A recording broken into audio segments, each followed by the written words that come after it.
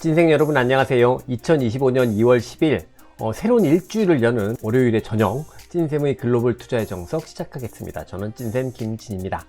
주말 사이에 좀 시장을 해석하려고 하다가 보니까 솔직히 조금 은근히 고민거리가 많은 상황인 것 같아요. 여러분들 다 아시는 상호관세 이야기뿐만 아니라 짚어야 하는 것들이 은근히 많았던 금요일날 그리고 주간 사이의 흐름이었던 것 같은데, 이제 오늘 방송을 주말 동안 준비를 하는데 어떤 것을 강조할지 또 어떤 걸 좀 생략을 해야 될지 되게 고민이 많았습니다. 그냥 제 기준에는 정리를 해본다고 했는데, 만약에 부족한 부분이 있다라고 생각이 드시면 댓글로 의견 부탁드리겠습니다. 제가 어떤 형태로든 제가 아는 범위에서 말씀드리도록 하겠습니다. 오늘 방송 말씀드리겠습니다. 오늘 방송에서는 일단 빅테크가 이제 모두 다 실적을 끝냈습니다. 그리고 그 이후에 이제 투자 포인트들 조금 변경돼야 되는 부분들이 있는 것 같아서 이 부분을 말씀을 드릴 예정이고요. 그 다음에 금요일날 시장만 보면 상호관세가 전체적으로 금융시장 전체를 지배했던 흐름인 것 같아요. 그랬을 때 어떤 관점으로 봐야 되는지 이 부분들을 말씀드려 보도록 하겠습니다. 그리고 나서 이제 오늘 아직까지 상호관세 이야기가 나오지 않았으니까 우리나라 시장까지 다 봤잖아요. 그 상황에서 새로운 이슈, 이 상호관세라는 이슈를 가지고 어떤 점검 포인트를 가져야 하는지, 그랬을 때 어떤 전략을 펼쳐야 하는지, 이런 것들을 중심으로 말씀을 드려보도록 하겠습니다. 월요일이니까 그래도 아무리 바빠도 주간 일정부터 점검을 하고 넘어가야 되겠죠. 이번 주 최대 이벤트는 아무래도 수요일과 목요일에 있을 파월의 의회 증언이라고 하겠습니다. 지난번 이제 FOMC에서 분명히 파월은 트럼프 정책의 불확실성 요인이 존재한다 이렇게 강조를 한 바 있어요. 그리고 이제 트럼프의 정책들은 본격적으로 시작이 되고 있죠. 관세 정책도 시작되고 있고, 그다음에 대규모 공무원 해고들도 진행이 되고 있습니다. 이런 트럼프의 정책 상황에 대해서 실제 연준은 어떤 계획을 가지고 있는지, 최소한 어떻게 받아들이고 있는 건지, 이런 것들을 의회 증언을 통해서 이야기를 아마 하지 않을까 생각을 하는데요. 우리는 의회 증언 내용을 통해서 이런 것들을 확인할 차례다라고 말씀드릴 수 있겠습니다. 경제지표로 보면은 수요일날 있는 CPI가 가장 중요한 경제 이벤트가 아닐까 싶습니다. 확실히 이제 관세 때문에 물가 위험이 더 커지고 있는 미국이잖아요. 그러니까 관세가 본격적으로 진행되기 전에 물가가 안정되어 있으면 있을수록 좋겠죠. 지난 2개월 동안은 분명히 CPI가 상대적으로 좀 안정을 보여주면서 금융시장 전체에 안정을 준 바 있습니다. 그러니까 이번에도 CPI가 상대적으로 좀 안정적으로 나타나게 될지 이 부분 주목해서 볼 필요가 있을 것 같습니다. 네, 실적 발표도 아직까지 계속해서 남아 있는데요. 주도주군에 있는 종목들만 좀 뽑아서 말씀을 드립니다. 화요일날 저녁에 버티브 실적 발표 예정되어 있고요. 목요일날 저녁에 보면 데이터도그, 그 다음에 존디어 실적 발표 예정이 되어 있습니다. 그리고 금요일 새벽에는 어플라이드 머티리얼스의 실적 발표가 예정이 되어 있습니다. 특히 이제 제가 많이 말씀드린 종목은 아닌데, 이 존디어 같은 주식, 아시는 분들은 계시고, 좀 또 생소하신 분들도 계실 텐데, 이게 이제 농기계 업종의 테슬라라고 이야기되고 있는 거고, 이 회사가 농기계 업종임에도 불구하고 늘 CES에 적극적으로 참여하는 기업 중에 하나입니다. 그래서 최근에 이제 엣지 AI, 그 중에 하나로 로봇, 자율차 이런 것들이 각광받고 있지만, 존디어의 농기계 역시 엣지 AI의 한 축으로 볼 수 있거든요. 그래서 의외로 굉장히 주가 퍼포먼스도 좋고 사람들이 많은 관심을 가지고 있는 종목입니다. 이전에는 캐터필러랑 참 유사하게 움직였는데 최근에는 확실히 차별화되고 있는 것 같거든요. 그러니까 존디어 실적 발표 이후에 어떤 주가 흐름을 보이는지 이런 것들도 점검해 볼 필요가 있겠다, 이렇게 말씀드리겠습니다. 그러면 이제 이 정도로 주간 일정은 끝내도록 하고요. 본격적으로 지난 금요일 날 미국 증시 리뷰해 보도록 하겠습니다. 지난 금요일 같은 경우 미국 증시는 사실 결론만 이야기하자면 다시 한번 관세가 시장을 장악한 하루였다, 이렇게 정리할 수 있을 것 같습니다. 트럼프 정부가 이번 주에 이제 상호 관세에 대한 이야기들을 할 거라고 밝히면서 증시는 장 초중반에는 상승 압력이 있었지만 오히려 이제 하락으로 전환되면서 나스닥 기준으로 치면 1% 이상의 약세가 나타난 하루였는데요. 이렇게 이제 관세라는 외부 이슈도 있었지만 내부적으로 보면은 빅테크가 좀 부진했던 부분, 이런 부분들도 크게 작동했던 흐름인 것 같습니다. 다만 그래도 나스닥 지수, 가장 약했던 나스닥 지수를 기준으로 본다고 하더라도 아직까지 기존에 유지되고 있던 안정조정권, 이 흐름을 넘어서지는 않는 그 정도의 약세였습니다. 그래서 제가 금요일날 미국 증시를 보면서 내린 결론은 결국은 약세 요인이 발생을 했다. 그럼에도 안정조정 레벨은 유지하고 있다. 이것이었습니다. 이제 금요일날 미국 증시를 보면 환경적으로 보다 또 내부 흐름상으로 보나 분명히 걱정되는 포인트가 발생한 건 맞다라고 할 수 있습니다. 하지만 전체적으로 결론적으로 봤을 때 기존의 관점을 버리고 이제 본격적으로 보수적 시각으로 전환해야 되는지, 그 정도 수준의 흐름이 나타나는지, 이것을 생각해 보면 그 정도 수준은 아니었던 것 같습니다. 그래서 이런 약세 요인은 발생했지만 안정조정 유지라는 결론을 내릴 수 있었고요. 미국 증시 금요일 같은 경우에는 보면 전체적으로 빅테크의 단기 부진, 그 다음에 소프트웨어 하드웨어에서는 일부를 제외하면 아직은 정체 상태, 그리고 긍정적이지 않은 매크로 흐름, 이 세 가지의 꼭지를 가지고 설명을 드릴 수 있을 것 같습니다. 이제 하나씩 말씀을 드리고 전체적인 결론을 다시 가보도록 할 텐데요. 오늘 같은 경우는 진짜 빼놓기가 조금 어려운 이슈들이 많이 있는 것 같아요. 그래서 하나하나를 설명드린다고 설명을 드리겠지만 이게 충분하지 않을 수 있습니다. 어떤 것 같은 경우는 이거 하나만 가지고 20-30분 동안 말씀드릴 수도 있는 내용들도 있거든요. 그래서 설명 자체가 좀 충분하지 않을 수 있으니까 부족하다 싶으면 언제든지 댓글로 의견 남겨주시거나 질문 남겨주시면 제가 어떤 방법을 강구해서라도 이에 대한 답을 드릴 수 있도록 하겠습니다. 물론 답이 정답이란 건 아니고 제가 아는 범위 내에서 답이겠죠. 네, 첫 번째 꼭지로 넘어가 보도록 하겠습니다. 빅테크가 전반적으로 부진했다, 이 꼭지인데요. 당연히 아마존 같은 경우에는 실적이 발표된 당사자였기 때문에 약세가 충분히 예견되었지만, 사실 보시면 마이크로소프트도 작지 않은 수준의 약세를 보였고, 알파벳도 추가적인 약세 3%가 나타나면서 전반적으로 마이크로소프트, 아마존, 구글, 이 메타를 제외한 거대 언어 모델을 만들고 있는 이 세 종목 같은 경우에는 전반적인 약세를 보였습니다. 애플도 조금 많이 빠졌는데요. 애플은 같은 이유로 빠졌다라고 이야기할 수는 없을 것 같고, 대신에 마이크로소프트, 아마존, 알파벳 같은 경우에는 같은 이유로 약세를 보인 것이다, 이렇게 생각이 드는데요. 이걸 조금 정리를 해봤습니다. 이게 이제 빅테크 실적 이후에 그 시사점에 대해서 말씀을 드리는 부분인데요.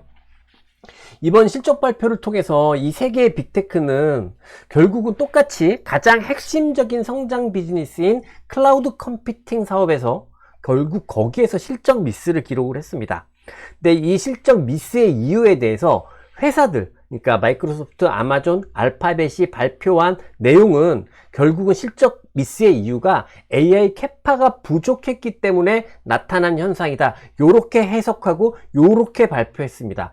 그렇기 때문에 이들은 부진한 클라우드 컴퓨팅의 성장에 대응하고자 오히려 결국은 캐펙스를 그렇게 증액해서 발표한 상황입니다. 근데 이 발표한 수준 자체가 꽤 큰 수준인 것 같아요. 저도 이렇게 숫자로 보면 잘 감이 안 왔는데 그래프로 보면 확 감이 오더라고요. 이게 보시면 이게 이제 이번 분기 빅테크 4개 업종, 거대 언어 모델을 만드는 이 대표적인 4개 업종의 캐펙스 규모인데요. 보시는 것처럼 이번 분기입니다. 이번 분기의 캐펙스 양 자체의 규모, 성장 자체가 굉장히 큽니다.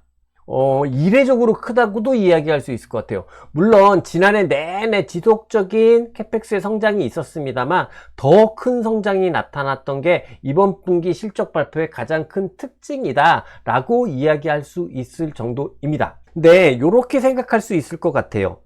만약에 클라우드 컴퓨팅에서 캐파 이상의 성장이 지금 나타나고 있는데 그 가운데서 캐펙스가 증액이 되는 것과 성장이 강하지 못한 상황에서 캐펙스가 증액이 되는 건, 이건 재무적으로 분명히 좀 다른 포인트라고 생각을 해요. 캐파 이상의 성장을 보이면서 캐파가 증액되면 이거는 긍정적인 이슈로 볼 수 있겠죠. 하지만 캐파 이상의 성장을 보이지 못하는 상황에서 캐펙스가 증가한다고 하면 이거는 오히려 수익성 우려를 줄 수 있는 부분이라고 생각을 합니다. 요번에는 후자에 해당한다라고 생각을 하고, 그래서 수익성 우려가 발생을 하면서 빅테크, 마이크로소프트, 알파벳, 아마존은 주가가 부진하기 시작했다, 이렇게 볼 수 있을 것 같습니다. 앞서 그래프로 다시 돌아가서 보면 최소한 요 분기 때, 요 때까지만 하더라도요, 요 정도 시기만 하더라도 사실 빅테크 같은 경우 이 클라우드 컴퓨팅의 성장이 캐펙스 성장을 추월하는 상황이었거든요. 그 이상의 성장이 나타나는 상황이었거든요. 그랬기 때문에 그때는 사실 캐펙스를 많이 한다고 하더라도 빅테크 주가에 크게 영향을 주지 않았었는데, 이제 지난 분기, 그 다음에 이번 분기 딱 들면서 어떤 현상이 나타났냐면, 이 클라우드 컴퓨팅의 성장이 어찌됐든 캐펙스를 늘리고 있는 거 이상으로 나타나지 못하고 있는 상황. 그래서 수익성 우려가 본격적으로 시장에 반영되고 있는 흐름이라고 볼 수 있고, 그래서 실질적으로 이제 추세적으로 보더라도 아마존 같은 경우에는 뭐 그냥 단기적인 조정으로 정도로만 보입니다만, 마이크로소프트나 알파벳이나 일단 실적 발표 전후를 통해서 일정의 단기적인 변곡점이 발생을 한 것으로 보여지고, 상승의 개연성은 상실한 것으로 볼 수 있을 것 같습니다. 네, 물론 이게 이제 빅테크의 포지션을 모두 다 지워야 되는 그 정도의 변화, 그 정도의 상황까지라고 생각하지는 않아요. AI는 기본적으로 여전히 투자의 사이클입니다. 그리고 투자의 사이클의 핵심은 이 빅테크이기 때문에, 빅테크가 투자 사이클 규모를 더 늘린다고 한다면 이거는 AI 랠리 기본적인 상승 논리는 그대로 유지된다라고 볼 수 있습니다.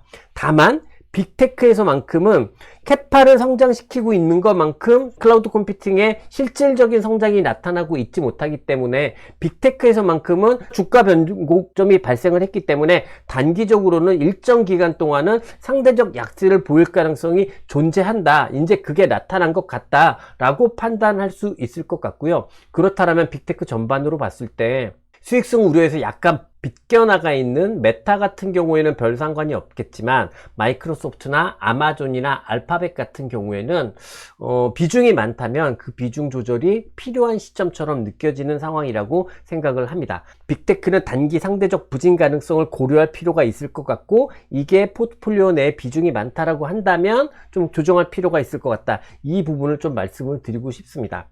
여기에 빅테크 중에 앞서 보여드렸듯이 애플도 약세였고 테슬라도 부진했습니다. 근데 이 두 주식 같은 경우에는 이제 캐펙스 때문에 주가가 부진한 상황이다, 이렇게 보기는 어려울 것 같고요. 일단 직접적으로 보면 빅테크 중에서 테슬라 그리고 애플이 가장 관세 전쟁의 직접적인 빅테크이겠죠. 그래서 일단은 조금 더 부진한 것으로 볼 수 있을 것 같습니다. 근데 특히 조금 더 거슬리는 부분은 지금 보여드리고 있는 이 테슬라인데요. 테슬라 같은 경우 특별한 약세 요인이 있다라고 생각되진 않습니다. 뭐 어디서 EV가 덜 팔렸다, 저는 이거는 테슬라의 궁극적인 약세 요인이라고 생각되지 않습니다. 계속 말씀드리지만 이 상승 과정에서 뭐 EV 쪽에 뭐 강력한 성장이 있거나 그러지 않았단 말이죠. 그러니까 테슬라를 그렇게 볼 이유는 없을 것 같고, 어찌됐던 하지만 주가 가지고 우기는 건 아닌데, 지금의 형태를 보면 기존에 있었던 안정조정 레벨을 이탈하면서 흘러내리기 시작했다라는 게 가장 조금 거슬리는 부분인 것 같아요. 테슬라 경우 그냥 뭐 약세 요인이 있다라고 하면은 이 일론 머스크 관련한 이슈인 것 같거든요. 그나마 찾자면 이게 도지부의 폭주에 대해서 사회적 파장이 지금 좀 크고 있죠. 뭐 그런 흐름들이 기사에서도 계속해서 나오고 있는 상황인 것 같고, 이런 부분들도 있지 않습니까? 저기 일론 머스크가 수장으로 있는 도지부가 이제 개인정보 활용을 하는 것을 정부가 금하고 있다, 이런 언론의 기사들도 있고 언급들도 있는 상황이고, 암튼 뭐 일론 머스크를 가지고, 도지 부서를 가지고 굉장히 사회적으로 지금 막 되게 말이 많은 상황인 거는 맞는 것 같아요. 하지만 이게 테슬라라는 주가를 강력하게 하락시킬 수 있는 그런 하락 모멘텀이다, 이렇게 단정할 수는 없을 것 같고요. 그래도 제가 이제 계속 말씀드린 건, 우리에게 가장 중요한 건 주가잖아요. 그럼 주가에 최대한 충실하자라고 생각을 해보면, 어찌됐든 가장 부정적인 형태로 이렇게 지금 흘러내리고 있다, 이 부분에 조금 주목을 할 필요가 있을 것 같아요. 여기서 빠르게 회복이 나타나지 못하고 오늘 밤부터도 계속해서 이렇게 흘러내린다라고 한다면 이거는 이후에 빠른 반등이 나오면서 다시 채운다고 하더라도 추가적으로 비중을 더 축소시킬 필요가 있는 형태로 저는 판단할 수 있을 것 같습니다. 물론 아직까지는 확정적인 판단이 드는 상황은 아니에요. 요 레벨을 이탈한 게 겨우 이틀 정도의 흐름이기 때문에 오늘 밤 같은 경우 강하게 회복을 보여준다면 그냥 괜찮겠구나, 안 건드려도 되겠구나 이렇게 생각할 수 있겠지만 오늘도 그런 흐름이 나타나지 못한다고 하고 그러면서 계속해서 서서히 흘러간다고 하면 우리가 일단 좀 비중이 많으면 이 구간에서 좀 줄이자라고 말씀을 드렸잖아요. 그거보다 한 단계 조금은 더 줄일 필요가 있다. 그 정도의 변화는 테슬라에서 나타난 것 같다. 이렇게 말씀드리고 싶습니다. 전체적으로 이렇게 이제 빅테크들을 전반적으로 다 정리를 해봤는데요. 금요일을 기점으로 해서 빅테크에서는 단기 분지 전환 가능성이 전반적으로 종목별로 조금 증대한 모습이 관찰이 되는 건 사실인 것 같습니다. 그리고 하나씩 따지고 보면 다 나름의 이유가 조금씩은 존재하고 있는 부진 전환인 것 같아요. 그래서 사실 미국 시장 관세를 가지고 이야기가 많지만 실질적으로 미국 시장에 나타난 가장 큰 부정적인 변화라고 한다면 이 빅테크들의 부진 상태로의 전환 흐름, 이런 것들이 아닌가라고 생각을 합니다.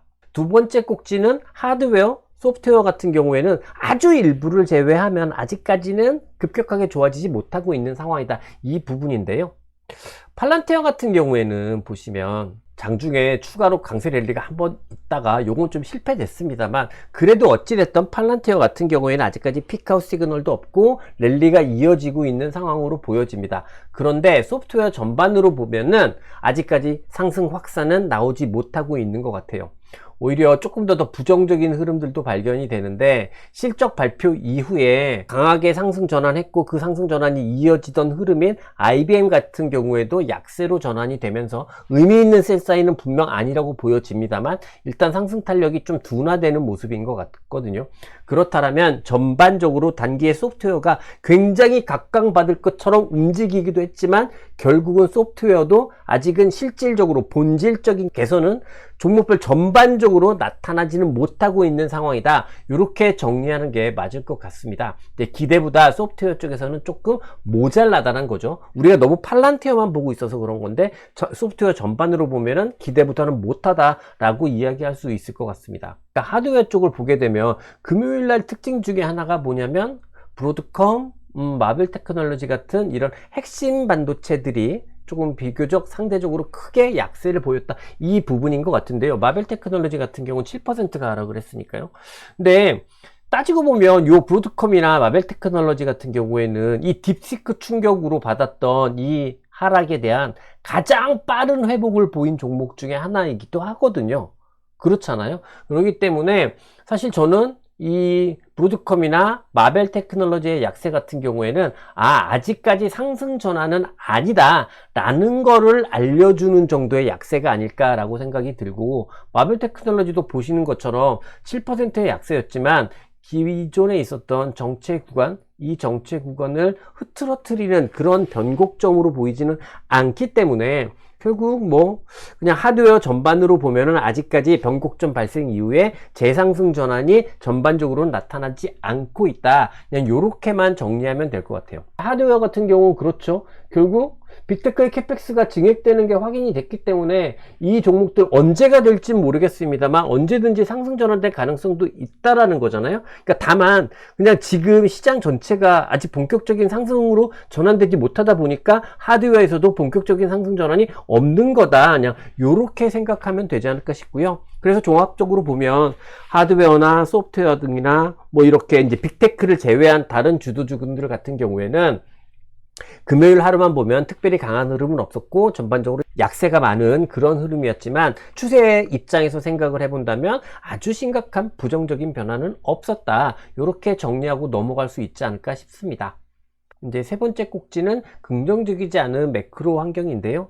우선 이 고용보고서를 패스하고 그러고 넘어갈 수는 없을 것 같고요. 고용보고서 같은 경우가 기본적으로 시장에 특별한 영향을 주지는 않았던 것 같아요. 그래서 살짝만 짚고 넘어갈 텐데, 여러분들 다 아시겠지만 이제 넘펌 페이롤이죠. 비농업 부문 신규 취업자 수는 14만 3천 건으로 발표가 되면서 지난달 대비해서 큰 폭의 하향 조정, 하락 조정이 나타났습니다. 꽤 큰 폭의 축소이다, 축소 발표이다, 이렇게 이야기할 수 있을 것 같은데요. 금요일까지 뭐 미국 시장에 큰 충격을 주지는 않았습니다만 이후에 제가 금요일 날도 한번 말씀을 드렸듯이 최근에 미국의 공무원들 해고가 본격화되고 있기 때문에 전반적인 고용시장 악화 가능성도 이제부터는 우리가 생각할 필요가 있을 것 같습니다. 근데 일단은 이번 달까지는 고용보고서가 실제 시장에 큰 영향을 미치지 않았던 것 같은데, 이유는 그냥 고용보고서가 아무렇지도 않았기 때문이 아니라 그거보다는 관세라는 이슈가 더 우선적으로 반응을 했기 때문에 나타난 흐름이라고 생각이 들어요. 왜냐하면 똑같이 발표됐던 것 중에 하나가 미시건대 소비자 심리지수도 굉장히 나빠지면서 발표가 됐거든요. 그런데 이게 이 두 개만 놓고 본다고 하면 실제로 금리 약세 요인이잖아요. 근데 미국 시장 금리를 보게 되면 단기금리, 장기금리 모두 다 오히려 강하게 반등을 했습니다. 그럼 이 금리가 반등한 이유가 무엇일까? 경제지표가 다 썩 좋지 않게 나왔는데, 이거는 당연히 결국 관세 때문에 인플레이션 위험이 증폭되는 상황에서 금리가 상승 반응한 거다, 이렇게 이해할 수 있을 거잖아요. 그래서 전반적으로 보면은 미국 시장 금요일 날 같은 경우에는 관세가 실질적으로 금융시장 전체에 주식시장이나 채권시장이나 모두 다 지배적인 영향을 미쳤다, 이렇게 말씀드릴 수 있을 것 같습니다. 고용보고서 같은 경우에는 따로 생각해 볼 부분이 있는데요. 오늘은 좀 시간이 많이 걸릴 것 같아서 시간 관계상 말씀드리지 않고, 아마 이번 주 이제 토요일 정도에 공개될 교과서 영상에 제가 이 고용보고서에 좀 생각해야 되는 부분들을 말씀드릴 수 있게 되지 않을까 싶고요. 그 다음에 이제 트럼프가 상호관세 시행을 발표를 하면서 증시 전반적으로 기본적으로 영향을 많이 받았다라고 정리할 수 있을 것 같은데, 일단 11일, 12일 날 나온다고 이야기를 하죠. 근데 어떤 수준으로 나오게 될지는 아직까지는 정확하게 판단이 안 되는 상황입니다. 근데 뭐 제가 오늘 아침 국내 투자의 정석에서도 말씀을 드렸듯이 일단 한번 생각해 볼 수 있는 부분 중에 하나는 피터 나바로가 얘기했던 프로젝트 2025에 나와 있던 내용, 그 정도 내용이 이제 좀 생각해 볼 수 있는 부분인 것 같은데요. 피터 나바로가 프로젝트 2025년에 상호관세에 대해서 어떤 이야기를 했었냐면, 우선순위, 그래갖고 3단위로 나눠서, 3단위로 나눠서, 첫 번째 국가가 레드존이라고 해서, 가장 우선적으로 조치할 국가, 그래갖고 중국, 인도를 뽑았던 것 같고요. 두 번째가 옐로우존이라 그래서 유럽, 그리고 그 다음에 태국, 대만, 베트남 정도를 뽑았습니다. 그리고 세 번째 서드 파티가 이제 일본, 말레이시아인데, 요거는 피터 나바로의 그냥 개인적인 생각에 대한 기술이었기 때문에 이렇게 되지 않을 가능성이 있다라고 생각하면 되는데요. 대신에 요번에 상호관세 발표가 언제 있었냐면 일본 총리 회담 이후에 바로 나왔단 말이죠. 그래서 피터 나바로의 생각대로 되려나 요런 의심도 해볼 수 있을 것 같거든요. 아무튼 11일과 12일 날 언제 발표될지 모르겠습니다만 상호관세에 대한 내용이 있을 것 같은데, 이거에 대해서 일단 금요일의 흐름을 보게 되면 그냥 상호관세를 부과한 이거는 관세전쟁의 기본적인 전선 확대로 시장은 이해를 했던 것 같습니다. 그렇기 때문에 증시는 상승 압력이 있었지만 오히려 상승 압력을 가로막았던 흐름이었던 것 같고요. 다만 여기 이제 오늘 우리나라 시장, 아시아권 시장 이 흐름들을 보게 되면 그렇게 충격적인 수준으로는 나타나지 않은 것 같거든요. 오히려 뭐 보게 되면은 철강, 알루미늄에 대한 관세를 결정하자마자 오히려 선물 같은 경우에는 오전에 약세이다가 오히려 뒤집어졌다, 뭐 이런 헤드라인 기사도 있는데요. 그러니까 실질적으로 아시아권에서도 의미 있는 증시 충격은 나타나지 않았던 거잖아요. 그러니까 최소한 일단 극도의 위험 요인으로 금융시장, 글로벌 금융시장은 반응하지 않고 있다, 이렇게 볼 수 있을 것 같습니다. 그래서 종합해서 보자면 금요일 같은 경우 미국에는 상호관세 이슈가 분명히 영향을 줬지만 이게 주말을 지나서 오늘 아침 월요일 날 글로벌 금융시장의 동향까지 보게 되면 오히려 더 이상의 부정적인 영향은 없는 상태다. 일단은 좀 다행이다 이렇게 생각할 수 있을 것 같고, 그렇다면 금요일날 흐름도 결국은 상호관세에 대해서 단기적인 상호관세라는 부분이 단기적인 소음 정도로만 작동한 게 아닐까 이렇게 기대를 해볼 수도 있는 모습인 것 같거든요. 근데 물론 그거에 대한 궁극적인 해답은 오늘 저녁에 미국 시장을 통해서 찾아야겠지만, 일단 그 가능성이 높아진 상황으로 해석은 해볼 수 있을 것 같습니다. 이제 마지막으로 이제 결론 지어서 말씀드릴게요. 내부적으로 그리고 외적으로 일단 부정적인 시그널은 분명해 보입니다. 내적으로는 앞서 우리가 정리를 했듯이 빅테크의 상대적 약세 요인이 발생한 부분, 이게 이제 가장 부정적인 부분인 것 같고, 외적으로는 상호관세, 이게 이제 관세전쟁 전선의 확대, 요렇게 이해되는 부분, 이 부분들이 일단 부정적인 요인으로 발생을 한 것 같기는 합니다. 하지만 앞서 말씀드린 대로 금요일날 증시도 결국은 안정조정 레벨을 이탈하지 않았고, 월요일날 글로벌 증시 반응도 사실 그렇게 썩 나쁘지 않습니다. 그러니 현재까지 예상할 수 있는 수준은 단기 소음 정도가 아닐까라고 추측해 볼 수 있을 것 같습니다. 그렇기 때문에 전체적으로 시장에 대한 결론을 생각을 해보자면, 약세 요인이 존재하고 있지만 여전히 안정 조정 중인 증시 상황으로 생각할 수 있고, 오늘 밤도 그 범위를 유지하지 않을까 이렇게 생각을 합니다. 그렇다면 기본적으로 이제 관점 자체는 크게 바꿀 이유는 존재하지 않는다라고 말씀드릴 수 있을 것 같고요. 다만 앞서 이제 빅테크 같은 경우에는 포트폴리오 상에 어떤 비중 조절이 좀 필요하지 않을까 이런 생각은 드는 오늘 저녁이다 이렇게 말씀드리고 싶습니다. 오늘 밤 체크포인트 말씀드릴게요. 당연히 첫 번째 체크포인트는 상호 관세에 대한 시장의 실질적인 반응, 이것들을 체크해 보는 거라고 생각을 하고요. 일단 월요일날 글로벌 금융시장, 특히 아시아권 시장을 보면 그렇게 부정적인 반응은 없습니다. 하지만 말씀드린 대로 실제 이제 미증시 흐름을 확인을 해야겠죠. 금요일날 오히려 더 거슬리는 거는 빅테크에서 부정적인 전환이 나타났다라는 건데, 그 중에서도 가장 거슬리는 부분은 테슬라가 흘러내리기 시작했다는 점이라고 말씀을 드렸습니다. 그러니까 여러분들 중에서 혹시 이제 테슬라의 비중이 좀 과도하게 많은 분들이라면 오늘 밤 이후에 주가가 추가로 흘러내리는지, 그래서 안정조정, 기존에 있었던 안정조정 레벨을 완전하게 이탈하게 되는지, 이거 좀 주목해서 보셨으면 좋겠습니다.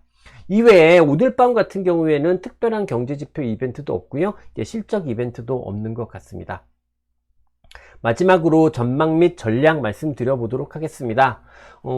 앞서 봤듯이 일단은 다행스럽게 상호 관세에 대한 이슈는 소음 정도로 작동을 하고 있는 것 같고, 그렇다면 전체적인 관점, 이 관점의 수정은 필요하지 않을 것 같고, 그렇기 때문에 전략의 전폭적인 수정은 아직 필요하지 않다라고 생각을 합니다. 다만 빅테크 같은 경우에는 상대 비중이 조금은 하향 조정될 필요도 있다라고 판단이 들고요. 이거는 주가 형태도 그렇지만 실제 내용도 충분히 상대적 약세를 생각할 수 있는 상황이기 때문에, 앞서 다 말씀드린 대로요. 그렇기 때문에 포트폴리오 내에 빅테크의 비중이 조금 높다고 한다면 이 부분은 하향 조정할 필요가 있겠다, 이렇게 말씀드리도록 하겠습니다. 다만 요거는 미세 조정 수준이고요. 오히려 또 이것들을 조금 덜어내서 다른 주식을 살만한 주식들도 존재하기 때문에 전체적인 주식 비중 그리고 포트폴리오 컨셉 자체는 바꾸지 않겠다. 그냥 굳이 말씀을 드린다면 포트폴리오 내에서 약간은 빅테크의 비중이 감소된 US 주도주 중심의 포트폴리오다, 이렇게 정리해서 말씀드리도록 하겠습니다. 네, 이상으로 제가 오늘 준비한 내용은 다 말씀드렸습니다. 좀 전달해야 되는 내용이 많다 보니까 이거에 대한 부담이 있었던 것 같아요. 뭐 하나 딱 부러지게 말씀을 못 드린 것 같기도 해서 조금 걱정이 들기도 하는데요. 모자란 부분들은 또 내일 모레 이렇게 차근히 하나씩 또 차분히 업데이트하고 보충해서 말씀드리도록 하겠습니다. 그래도 주말 사이에 증시 충격이 글로벌하게 있지 않을까, 뭐 이런 걱정들을 많이 했었는데, 일단 글로벌 시장이 그렇게 반응하지 않아서 다행이다 라고 생각을 하고요. 어찌됐든 시장은 이렇지만 새로운 일주일을 여는 여러분들의 생업에 있어서 보면 새로운 일주일을 여는 시작입니다. 힘차게 시작하셨으면 좋겠고요. 오늘도 제 이야기가 조금은 중구난방이었을 수도 있지만 여러분의 투자에 조금이나마 도움이 되는 이야기, 그리고 여러분들이 투자를 하는데 중심을 잡을 수 있는 이야기, 그런 이야기가 되었으면 좋겠다, 이런 바람을 가져봅니다. 네, 이상 방송 마무리하도록 하겠습니다. 저는 찐쌤 김진이고요. 저는 늘 말씀드리지만 오늘도 이 자리에서 여러분의 투자를 응원합니다. 끝까지 시청해 주셔서 감사합니다.